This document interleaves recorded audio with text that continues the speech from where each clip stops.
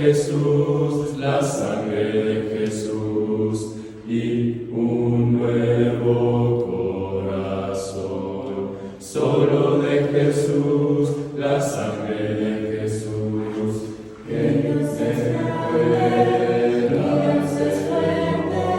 Solo de Jesús, la sangre de nosotros, y nos sanado, y nos amado, mi Dios. Solo de Jesús, mi Dios,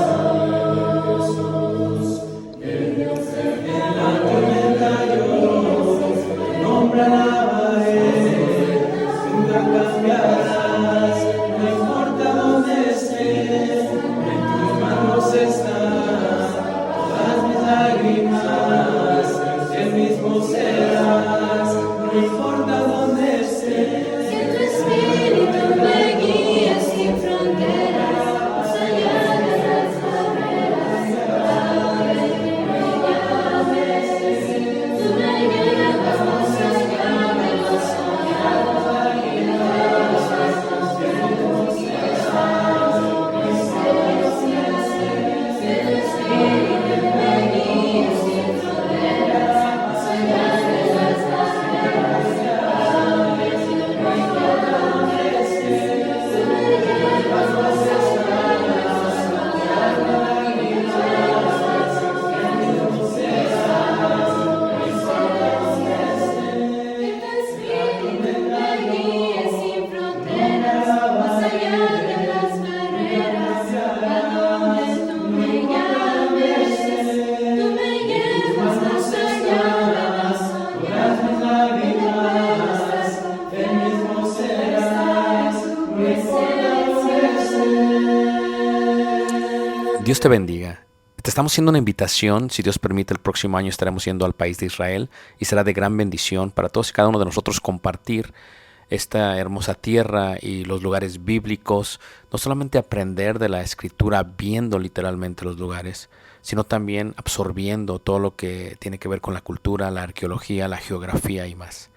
Si estás interesado en este viaje, por favor déjanos un correo electrónico, tal y como se muestra aquí abajo. Y esperamos puedas acompañarnos el próximo año para recibir lo que nosotros pensamos es una gran bendición de parte de nuestro Dios, juntos en armonía. Dios te guarde, te bendiga. Soy Ricardo Barrera. Gracias. Shalom. Shalom. Con lo que es la Torah.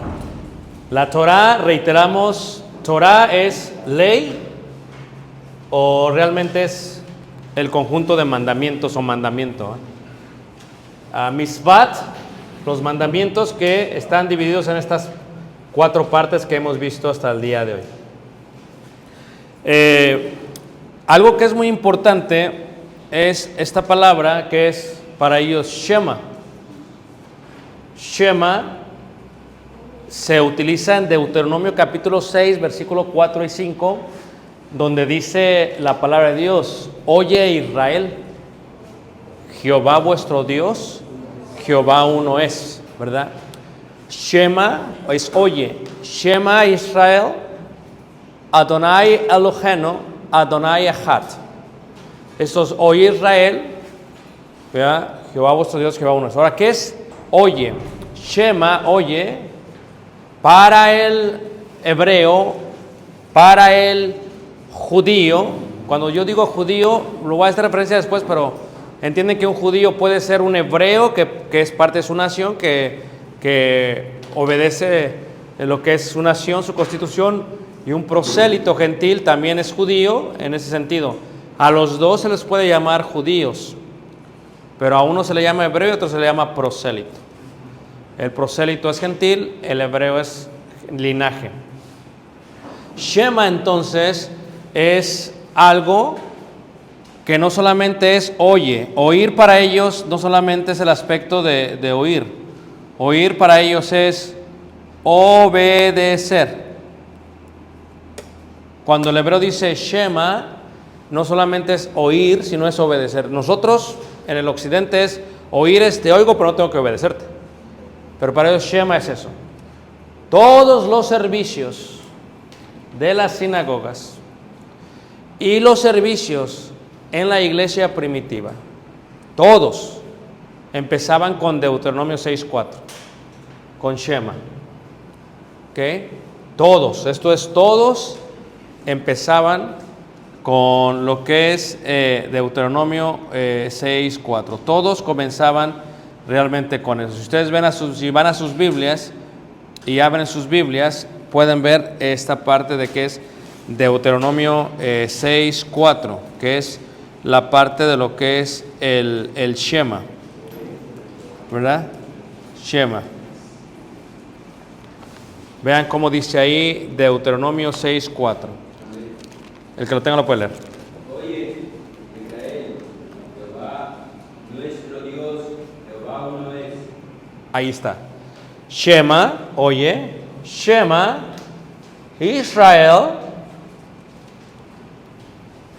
Adonai Elohenu, Adonai Echad. Shema, oye, obedece, obedece. Si tú guardas los estatutos, si leemos ahí desde el versículo 1, fíjate cómo dice 6:1 de ahí de Deuteronomio. Ahí si leemos 6:1, el que lo tenga lo puede leer. Estos son los mandamientos, leyes y decretos que el Señor su Dios me ha ordenado enseñarles, para que los pongan en práctica en el país del cual van a tomar posesión. Ve cómo dice, estos son, dice ahí, los mandamientos, estatutos y decretos. Creo que ya entienden de lo que se está hablando. Muy interesante porque como ministros del Evangelio, como predicadores, todo lo tienen que saber para poderlo contestar. Y si no lo saben, tienen que irlo a investigar para poderlo contestar a aquel que demande de ustedes, ¿verdad?, defensa de lo que creen. Entonces, es importante, el secreto del buen ministro de Cristo es, si no lo sé, primero lo tengo que aceptar. Así es como uno aprende. Porque si yo digo, por ejemplo, ¿saben lo que es un decreto? Y dicen sí, pero a veces pensamos que sí sabemos, pero no sabemos. Entonces, quieres asegurarte que precisión es increíblemente importante dentro de lo que es un ministro. Precisión. La Biblia es precisión. Lo que dice Pablo a Timoteo, traza bien la palabra de verdad. Trazar es precisión. Entonces, Shema, oye y obedece. Shema, Israel, Adonai, Elohenu, Adonai, Echad. Ellos aquí colocan no formalmente el nombre de Dios, porque el nombre de Dios, ¿verdad?, es Yahvé o Jehová. ¿Cómo le voy a decir? ¿Quién le digo que me envió?, dijo Moisés. Dile que yo soy quien yo soy. Y yo soy es Yahvé o Jehová. Pero Yahvé, ellos, los hebreos, los prosélitos, los judíos, no lo mencionan con sus labios. Porque dicen ellos que sus labios son impuros para mencionar. Entonces, ellos lo que hacen es que el nombre de Dios, en vez de ponerle Jehová, lo que hacen ellos es que ellos deciden, ya lo pongo aquí, ellos lo que hacen, ¿a dónde lo tengo? Ellos deciden latinizar el nombre. Aquí está. El nombre es Yahvé.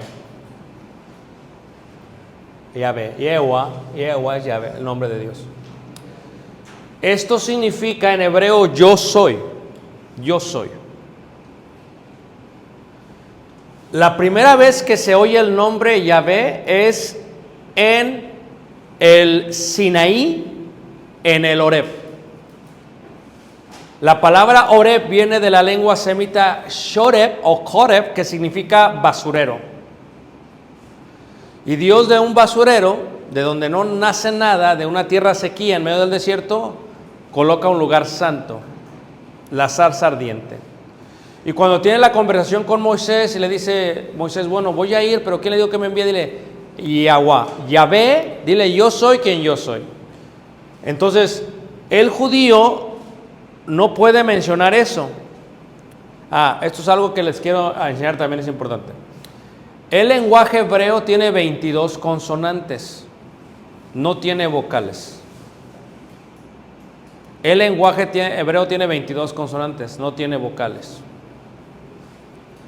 Cuando tocaban instrumentos como el rey David, la arpa del rey David tiene 22 cuerdas. Cada cuerda es una letra hebrea. Cuando David tocaba el arpa, la tocaba porque a través de las cuerdas estaba comunicándose en hebreo con la gente. ¿Todos siguieron? Sí. Ok. Levanta la mano, ¿quién no sabía esto? Oh, ok. Muy bien. Entonces, solamente consonantes el lenguaje hebreo. Y se le van a añadir, ¿verdad? Esto que se le va a conocer como nikuts. ¿Ok? Estos nikuts son vocales. Esto se añade 8 siglos después de Cristo. ¿Ok? Entonces, si pudiéramos ver, por ejemplo, esta parte, déjenme hacer algo aquí brevemente para que lo podamos ver muy bien. Entonces, ¿qué es lo que pasa? Lo que ustedes están viendo aquí, déjame poner la otra. Hebreo.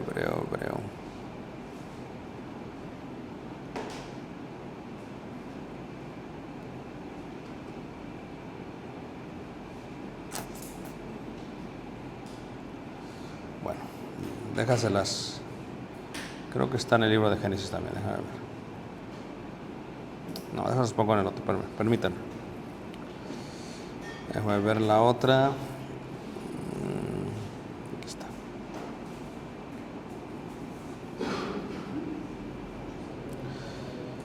El lenguaje hebreo,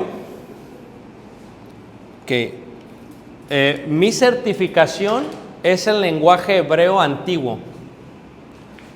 El lenguaje hebreo que yo les mostré ahorita, este es un lenguaje hebreo moderno.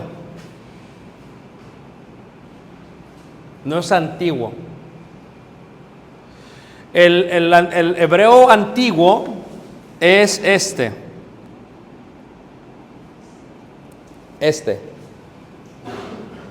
¿Ok? Si lo quieres ver de una manera más táctica, para que lo puedan ver, es así. Este es el hebreo antiguo. Este es el hebreo que escribió el rey David, 1000 años antes de Cristo. ¿Ok? 1000 años antes de Cristo. Después se coloca el hebreo moderno, que es diferente, y 800 años después de Cristo se colocan los nikuts. ¿Para qué? Para que la gente sepa pronunciar. Esto es, si tú ves el lenguaje, el hebreo antiguo, aquí no tiene nikuts, porque cada consonante ya tiene una pronunciación de vocal. Eso ya tendría que darles yo una clase como de 40 horas de hebreo, pero no estoy para darles eso, ¿ok? Lo estoy mencionando por eso, ¿ok? Pero el lenguaje moderno también se pronuncia de esa manera. Pero para la gente que no sabe leer sin vocales, se le ponen los nikuts. Y lo que es el nikud es el que le va a dar una nota de A o de letra de las vocales. A, B, C, A, E, I, O, U. Eso es lo que va a hacer. Para darles un ejemplo palpable de esto, lo voy a enseñar de esta manera, ¿ok? La Aleph, que es la primera letra del hebreo, realmente es un buey, fuerza o líder. Y esta pasó de ser esa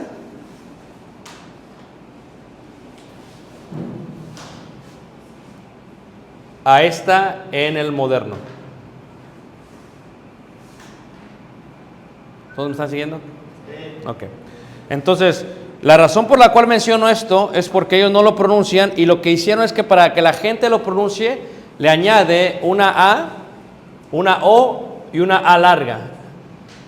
Y quien añade esto, quien pone estos puntos, se le llama masoretas.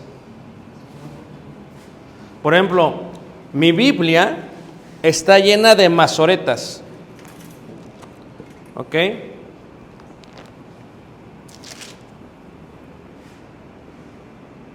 Si ves, tú tomas notas, por ejemplo, tú tomas notas en papel, pero ¿qué vas a hacer con esa hoja de papel? Las vas a guardar. Entonces, las notas están todas aquí.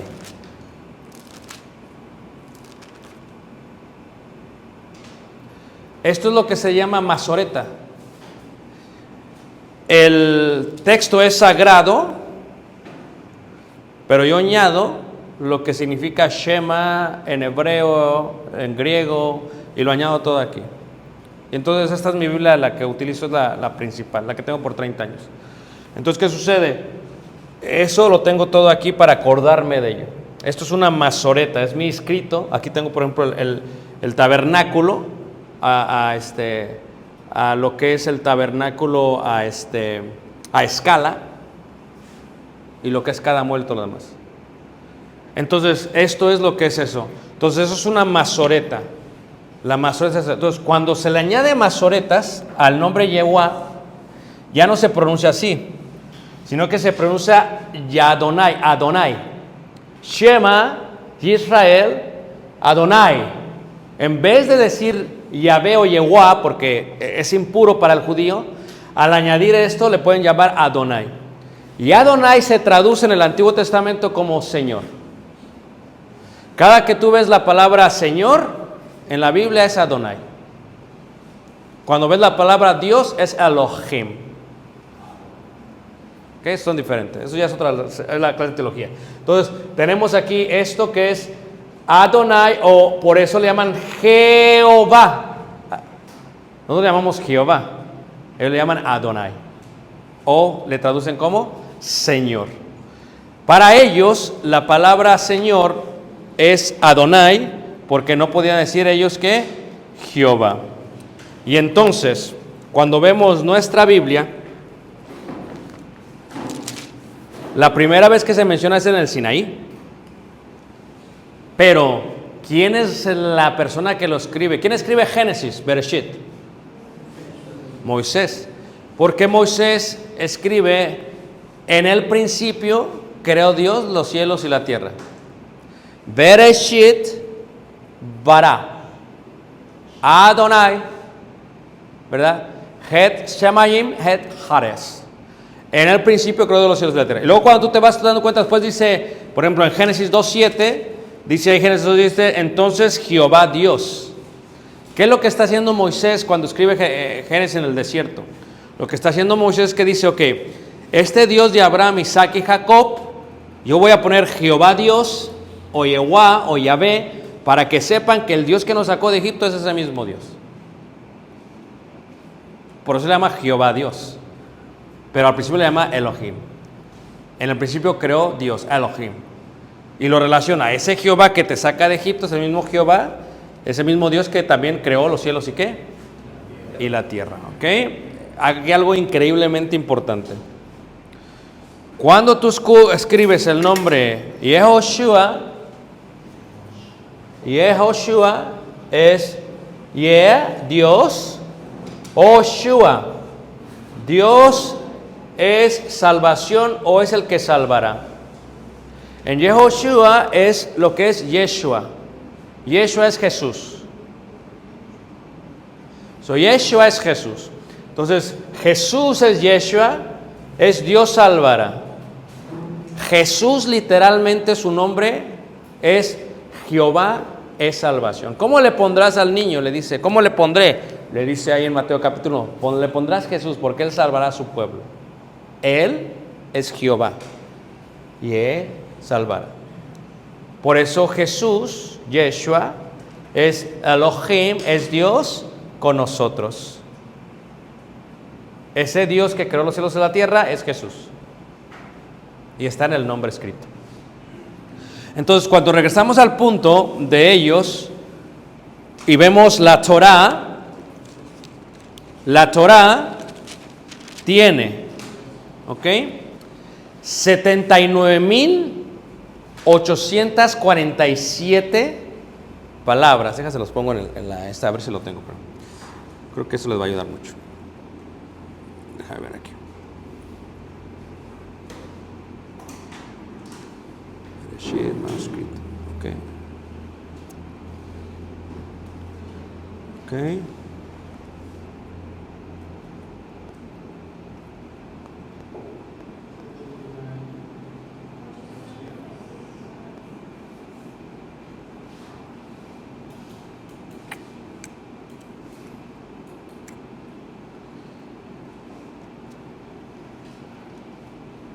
¿Listos? Bueno, este es el libro de Bereshit nada más. Bueno, lo repito otra vez. Lo voy a poner aquí para que lo tengan todos.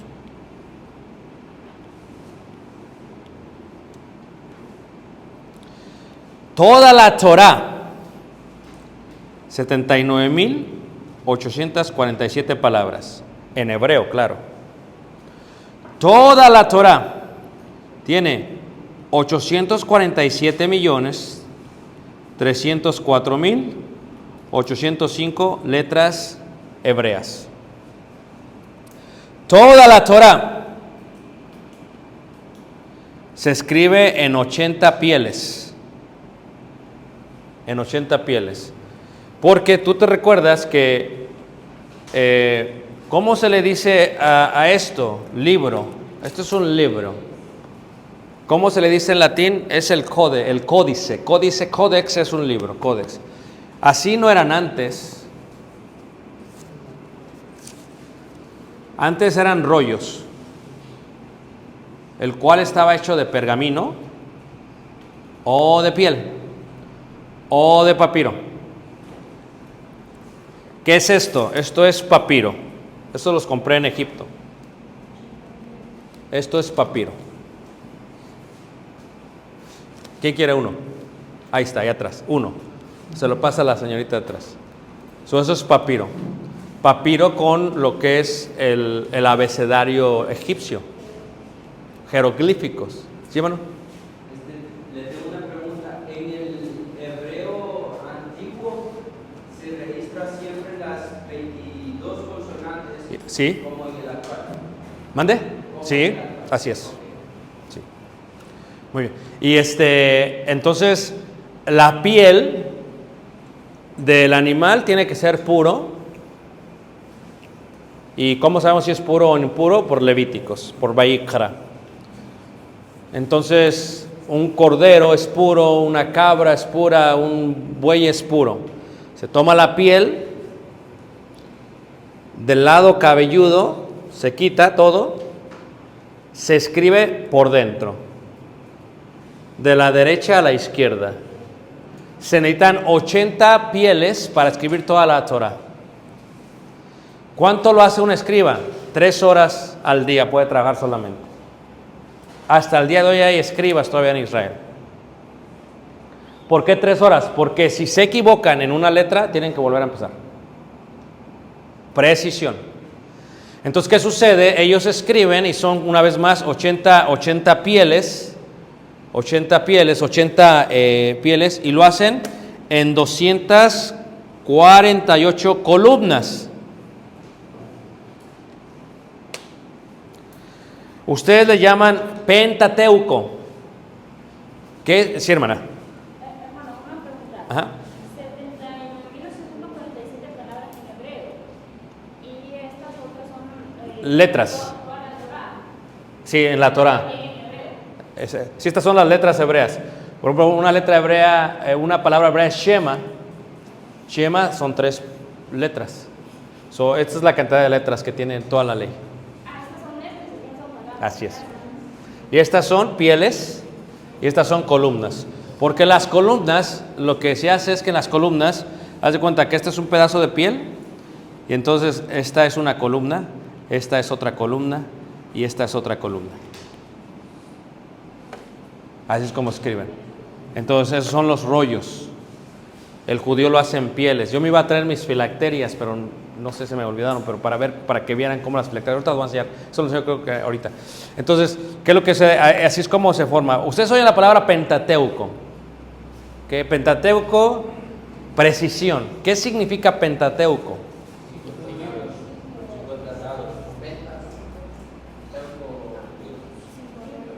¿Okay? Corrección, ¿ok? Penta, 5, teuco, caja. ¿Por qué? Porque son 5 cajas las que llevan los 5 rollos de la Torah. Pentateuco es una palabra griega, ¿verdad? Y el hebreo nunca dice Pentateuco, ellos siempre dicen ¿qué? Torah, la Torah. ¿Ok? Entonces, todos los servicios de la sinagoga se empiezan con una lectura de la Torah. Ese es el orden. En el púlpito de una sinagoga tienes 5 cajas. Y en cada una tienes los rollos de los 5 libros. Bereshit, Shemot, Vayikra, Bematbir, Devarim.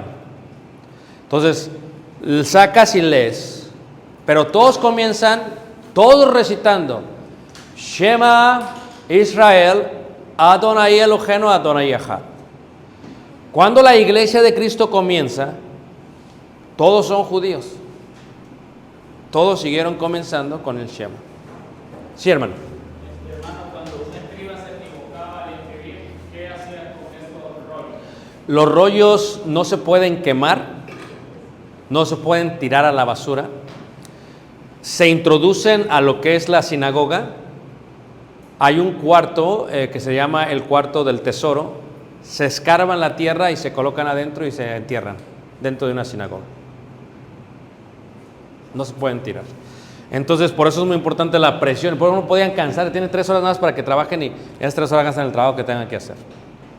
Entonces, ¿por qué es importante la Torah? Porque esto es algo que ellos tenían que aprender. Ahora, esta parte de la Torah, ¿verdad? Tiene aproximadamente un niño a los 5 a 7 años ya se lo sabía más o menos de memoria. Entonces, no solamente los nombres de los libros, palabra por palabra. Y ahí te das cuenta de la deficiencia gentil que tenemos nosotros, porque nosotros, ¿cuánto tiempo duramos? Ahorita les dejé de tarea los 5 libros, a ver si se los aprenden mañana. Pero el judío, a los 5 o 7 ya sabía toda la ley. Cuando cumplía 13 años, venía a ser hijo de la ley. Bar mitzvah le llaman. ¿Y esto qué es? Es cuando por primera vez va a dar lectura pública en frente de otros hombres el niño. Viene a ser hijo de la ley. Cuando Jesús fue al templo, fue a ser hijo de la ley. Fue a leer en una forma pública la ley, pero no solamente estaba leyendo, estaba hablando con los doctores de la ley. Entonces esto es importante para que se comprenda la parte de la lectura. Y cuando nosotros vemos, por ejemplo, cuando tú estudias, por ejemplo, arqueología, ¿verdad? En la arqueología se encuentran todo, una vez más, en lenguaje hebreo. David dice aquí. Entonces, mi preparación es en lenguaje hebreo antiguo. Para eso estudié 4 años. Pero cuando explico, tengo que utilizar el lenguaje moderno. ¿Por qué? Porque después de eso es lo que se utiliza. Y reiteramos, es la forma en que se utiliza hasta el día de hoy el lenguaje ¿qué? El lenguaje moderno. Esa es la forma en que tú hasta el día de hoy el lenguaje moderno. Es un hebreo ¿qué? Moderno. Elohim. Una vez más, Nikutz, Masoretas, siglo 8 después de Cristo. ¿Ok? Eso para que no se les olvide y para que se pueda pronunciar. Entonces, cuando yo digo, por ejemplo, Shema Israel Adonai Eloheinu, Adonai, digo eso porque no puedo decir Jehová, porque el judío no lo puede pronunciar. Es más, cuando ellos escriben la palabra Dios, los que hablan español, los rabinos que hablan español, escriben Dios y lo hacen así. Y al no poner una de las palabras, una de las letras, no lo están pronunciando. So, cuando tú lees, cuando tienes un libro, lo lees, si alguien pone eso es porque es judío, es hebreo.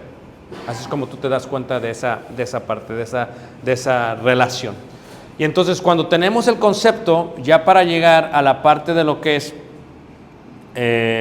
la tierra prometida, durante toda la travesía, lo que sucede es que ellos están formándose como nación y como cultura. O sea, antes adoraban dioses, como ellos llegaron al monte Sinaí. Moisés sube ¿verdad? Y cuando Moisés baja, ellos ya están adorando a un dios, al dios Api, que es el dios becerro, el becerro de oro. Había más de 1000 dioses egipcios. Entonces, cuando ellos adoran al dios Api, ¿verdad? Cuando hacen esa parte, pues ellos están pues en shock, ¿verdad? Moisés, ¿qué hace? Y rompe ¿qué? Las leyes. Pero, ¿qué traían las leyes? Tenemos que recordar que este pueblo no conocía a Dios. O sea, este pueblo apenas va a conocer ¿a quién? A Dios. Y ahí en Éxodo capítulo 20 se establecen los 10 mandamientos. Y el primer mandamiento, ¿verdad? Es: yo soy Jehová tu Dios. Esto es Anoji Adonai Eloheja Asher Hachet. Yo soy Jehová tu Dios, que te saqué de tierra de Egipto. Entonces, se está formando la cultura toda basada en la constitución de la nación. Ellos están aprendiendo, ok, no voy a pronunciar el nombre de Dios en vano, ok, nos vamos a reunir los días sábados, ok, no podemos hacer imágenes. La idolatría estaba prohibidísima por la ley de Moisés o la Torah. Era prohibida porque es el primer precepto. ¿Qué es un precepto? Una prohibición. Es el primer precepto es no te harás ¿qué? Imágenes, o no tendrás dioses ¿qué? Ajenos. Ese es el primer precepto. Entonces, el primer precepto es no. Todos los pueblos que ellos iban a llegar tenían dioses. ¿De dónde salieron? Tenían dioses. He aquí el único y verdadero Dios, Jehová o Jehová o Adonai. Y el judío se levanta todas las mañanas, se pone su shal, que es un manto, sobre su cabeza, se cubre los ojos para concentrarse, se coloca los tefilim o lo que es las filacterias, se tapa los ojos y recita el Shema. En la mañana, al mediodía y en la noche. Tanto las filacterias como el shal fue mandado en el libro de Vayikra. Y esto era lo que traían los discípulos y lo que traía Jesús. Porque él vino a cumplir la ley. Y era un hombre que ganaba favor con Dios y con el pueblo. Entonces no podía hacer algo que fuera en contra de ¿qué? Entonces todo esto lo traía. Es más, cuando tocan el manto, la mujer, lo que toca el manto es parte de lo que son los flecos del manto, los cuales, ¿verdad? Son 5, tienen 2 colores y tienen 7 nudos. Y cada uno es simbólico. Entonces, esto es parte de la esencia de los judíos, parte de la nación, Shema, todos los días lo hacen. Entonces, llega un judío a la sinagoga, empiezan todos Shema Israel y todos empiezan, y luego ya saca un libro de la Torah, lo lee, y después puede sacar un libro del profeta Ezequías o de Ezequiel, lo que sea, y lo saca y de ahí puede dar la lección. Pero siempre se da primero la ley de Moisés, la Torah. Si no lo haces así, estás yendo en contra de los principios rabínicos. Una cosa importante es que por eso se enojaron mucho con Jesús. Porque Jesús, cuando entra a la sinagoga, lee el profeta Isaías. Está cambiando todo. ¿Qué estás haciendo, Jesús? Está haciendo una transición de la Torá a lo que sería el nuevo ¿qué? El Nuevo Testamento. Entonces, cuando ven a la nación y vemos la sección judicial moral, ¿en qué van a ser distintos ellos? Van a ser distintos primero en la forma en que se visten, en la forma en que se cortan el cabello, en la forma en que comen, en la forma en que conviven, en la forma en que limpian sus casas. Ellos es una nación distinta a todas. En la forma que tratan a su esposa, en la forma que enseñan a sus hijos. Oye Israel, Jehová vuestro Dios, Jehová no es, ¿verdad? Y amarás a Jehová, y le da todo eso. Y luego, ¿qué dice? Y esta ley que te doy, se la enseñarás a tus hijos, y las pondrás sobre sus frentes, filacterias. Se las vas a poner. Entonces, ¿cómo se corta un judío el pelo? Diferente a los egipcios. Y por eso venía en esa sección judicial moral. ¿Por qué venía ahí? Porque lo que Dios quería que ellos entendieran era que ellos eran totalmente ¿qué? Diferentes a lo que es el resto ¿qué? Del pueblo. Porque cuando tú ves, por ejemplo, a los egipcios, ¿cómo se cortaban el cabello los egipcios? Preguntaría uno. ¿Cómo se lo cortaban? ¿Cómo eran educados? Bueno, ellos se lo rapaban. Ellos tenían tonsura en su cabello, y esto es algo que era totalmente prohibidísimo por ellos. ¿Y qué es la tonsura? Te rapas y te dejas un pedazo de cabello. Entonces, cuando ellos salen de Egipto, la Constitución les dice, no vas a hacer esto, no vas a hacer tonsura en tu cabello. ¿Por qué? Porque lo que yo quiero es que cuando vayan, ustedes sean diferentes al resto de los pueblos, de las naciones. Así se cortan el cabello y ustedes no van a ser hasta el día de hoy. Por eso no es raro que cuando en Timoteo hable acerca de la mujer, por ejemplo, diga que la mujer, ¿verdad?, no tenga peinados ostentosos. O sea, la idea es que la mujer no llame mucho la atención, porque si llama la atención es vanidad. No está mal que se peine la mujer, debería peinarse, pues sí, claro, con pudor y modestia. También está mal que no se peine, pero es otra cosa. Pero, ¿qué sucede? Si llama muchísimo la atención el cabello, ¿qué va a pasar? Bueno, es vanidad y va a ser codiciada. Y la mujer desde el primer día batalló con la vanidad. Entonces, esto está en la sección judicial moral. También está ahí, por ejemplo, cómo van a ellos a tener intimidad. ¿Cómo no van a tener intimidad? ¿Qué va a suceder si la intimidad está bien o está mal? Por ejemplo, si tú te das cuenta, hay una ley que dice de entre ellos, en la que dice la Escritura que no podían ellos estar con sus mujeres cuando estaban en su menstruación.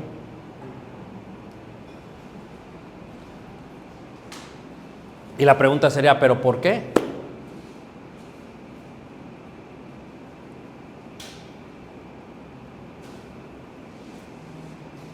Y en el ministro de Cristo tiene que haber precisión. ¿Saben por qué? Es un decreto, no puedes.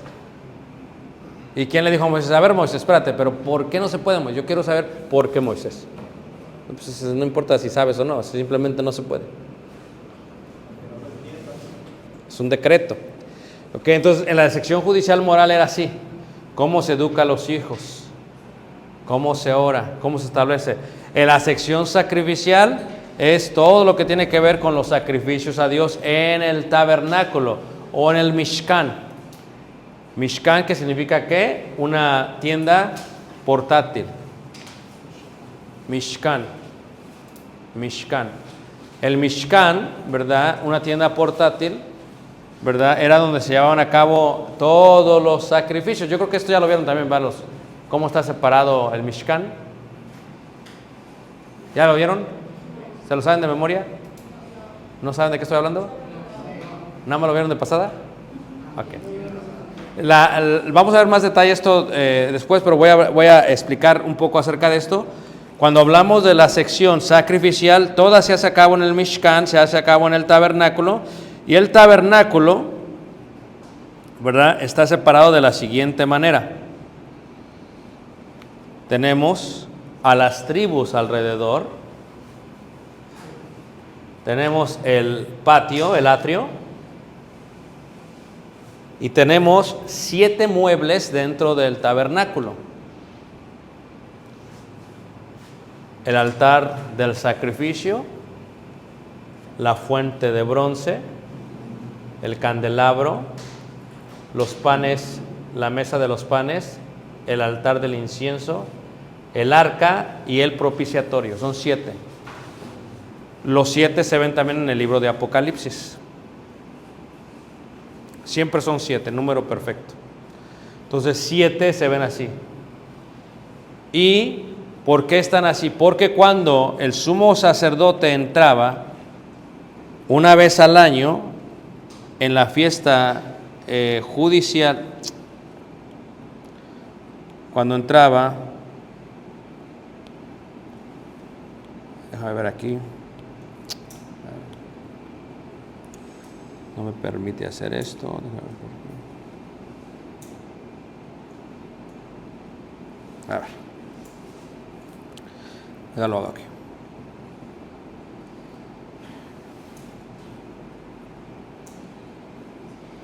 Vamos a ver. Aquí está.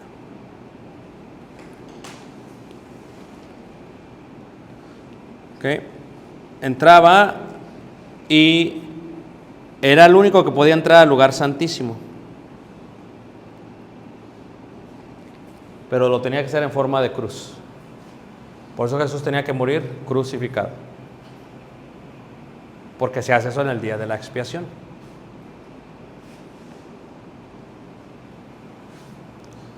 Se entra, se da primero que el holocausto,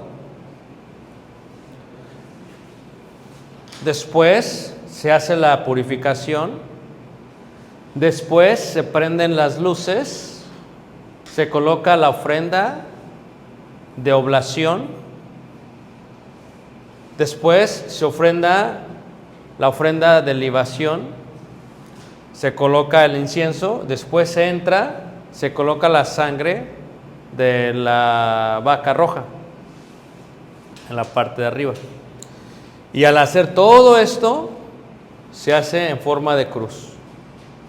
Y aquí en el lugar santísimo, donde está el arca y el propiciatorio, ¿qué se encuentra adentro del arca? El maná, la vara. ¿Pero qué se encuentra al lado? La Torah, que se fue escribiendo en el desierto. Aquí es donde se encuentra. ¿Okay? Por eso la Biblia habla de que nuestro tesoro está escondido en los cielos, porque en simbología el lugar santísimo es el cielo, el lugar santo es la iglesia, este es el acceso a ello, y viene. Una persona viene y primero se sacrifica a sí mismo, se niega a sí mismo, pasa al bautismo, pasa a ser luz del mundo y a participar de la mesa de la comunión. Tiene oración que entra al cielo, y el velo, el cuerpo, es lo único que lo separa entre él y Dios para estar eternamente con Dios. El tabernáculo es lo que es un símbolo, y esta era parte de la cultura judía. Lo hacían no por religión, lo hacían una vez más, ¿por qué? Porque son una ¿qué?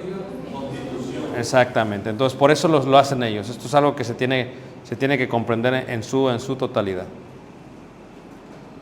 Entonces, cuando vemos esto, la parte de esto se hace todo esto así. Y son 5 los puntos que se van a hacer. Son 5 los puntos que se van a hacer en la sección sacrificial. En la sección sacrificial, ¿ok? 5 los puntos que dan en la sección sacrificial. En la sección sacrificial se va a hacer lo que se le llama aquí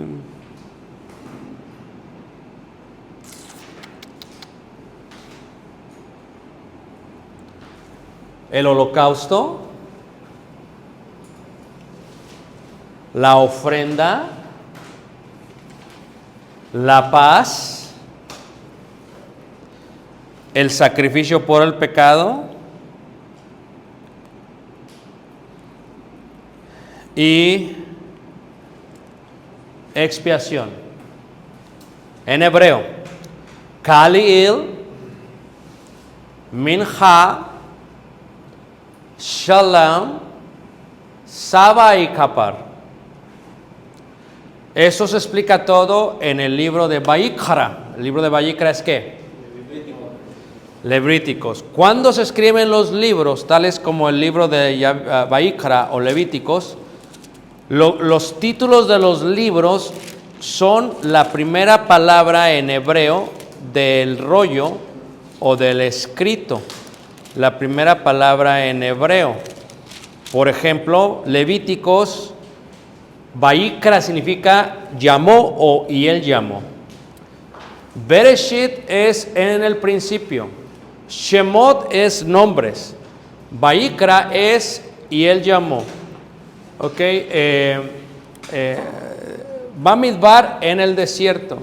Devarim, la repetición de la ley. Entonces esas son las primeras palabras, ¿ok? Es lo que significan. Pero la sección sacrificial son 5. Por eso, como es la sección sacrificial, en la iglesia de Cristo hay también 5 puntos de adoración. Esto es el símbolo, la sombra de lo que había de venir. Y holocausto, y ofrenda, y paz, y sacrificio, y expiación, todo esto. Kalil, ¿qué significa? Todo quemado. Ofrenda, ¿qué significa? Es tributo. Puede ser por oblación o libación. Paz, shalem, para entrar en paz. Sacrificio, matar o sacrificar o derramar sangre. Y kapar significa cubrir. En la próxima clase lo vamos a ver más detalle. Pero es importante entender esto. ¿Por qué? Porque así es como entiendes la iglesia de Cristo. ¿Por qué solamente el hombre es el que predica en un culto? ¿Por qué el hombre solamente es el que dirige una oración? ¿Por qué? Por el Kalil. El Kalil o el holocausto tenía que ser un macho sin defecto. No podía ser hembra. Esto solamente para acercarse a Dios. Por eso entiendes que Dios aborreció a Caín. ¿Cuál fue la diferencia entre Caín y Abel? Dice Hebreos que el sacrificio de Abel fue más excelente. Pero ¿cuál es la diferencia? El Kalil. Esto es, lo que ofreció Caín fue una ofrenda. Y no se da una ofrenda primero, se da un Kalil primero. ¿Qué fue lo que hizo Abel? Ofreció un Kalil, un becerro gordo, un becerro. ¿Y cuál es la diferencia? Entre esta y esta tiene sangre y esta no tiene sangre. Él ofreció de la tierra y no tiene sangre, no tiene vida.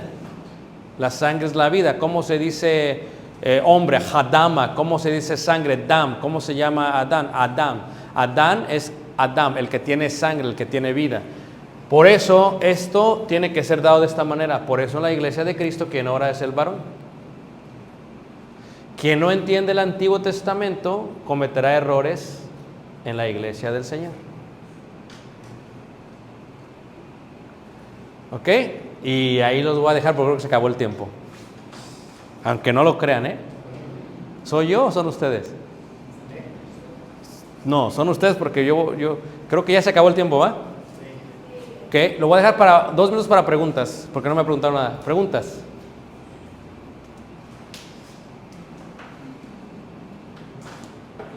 ¿Sí, hermano?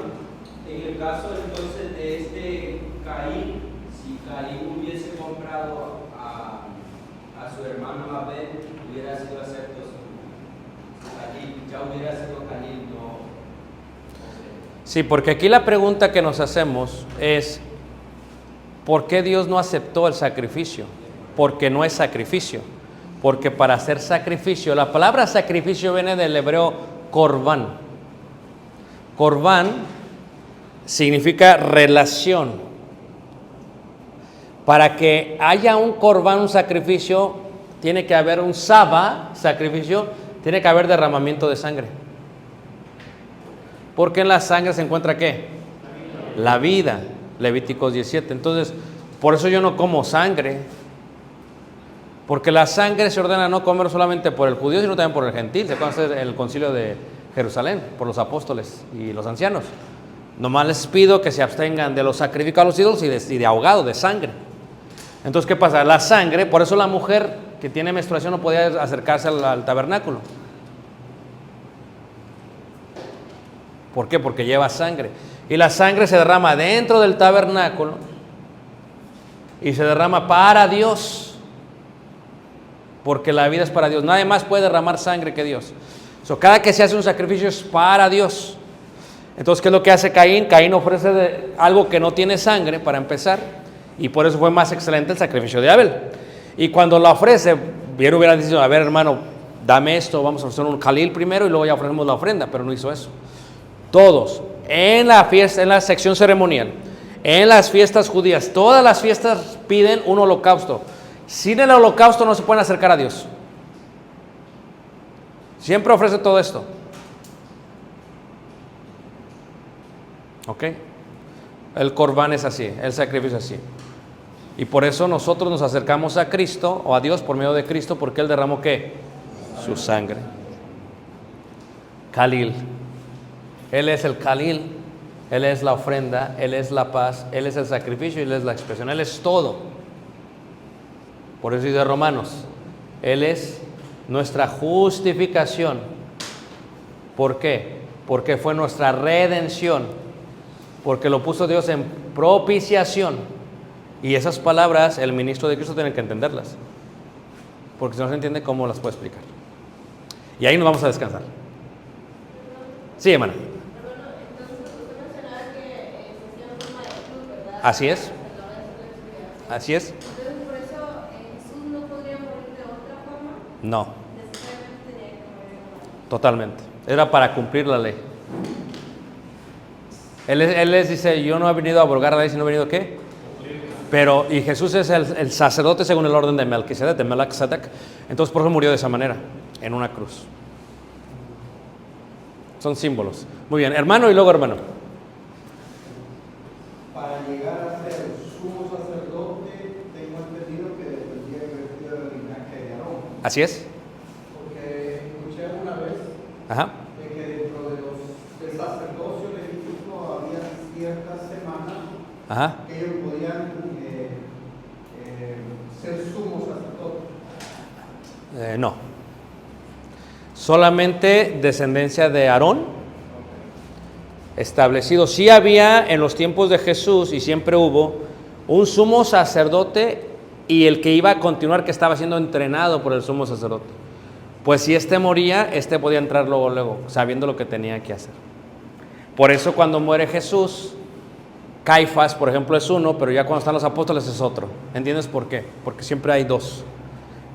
Hay uno el que está funcionando como sumo sacerdote y hay otro que entra en caso que le pase algo a este sumo sacerdote.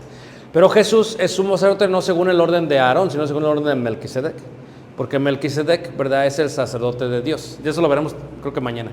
Ya lo veremos con más detalle. Muy bien. Y ahora sí, hermano, perdón. Sí, hermano, algo referente a lo que dice hermana Ángela y lo que enseñó ahí, hermano, la forma del cruz. Ajá. Hay algunos libros, hermano, y algunas personas creo que han leído eso, y cuando hemos andado en evangelismo, han salido personas, hermano, que dicen que cómo asegurar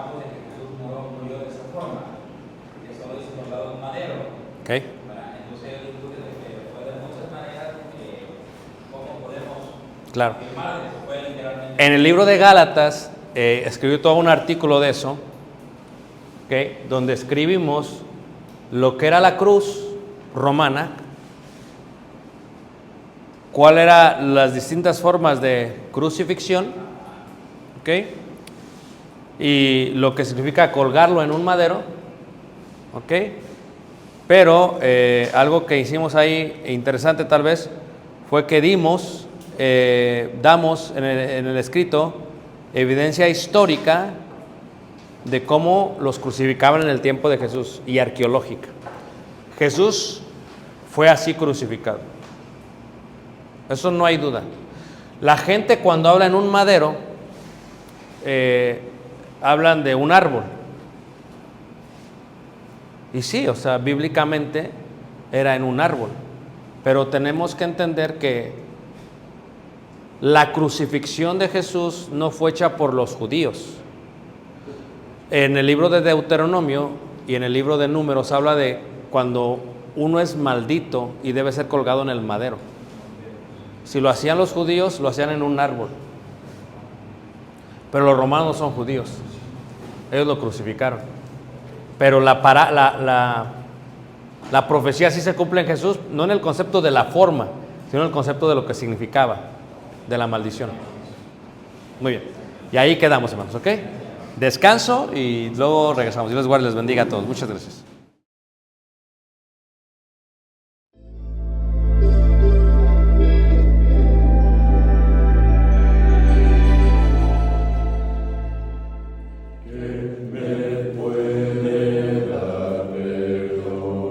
Solo de Jesús, la sangre de Jesús y un nuevo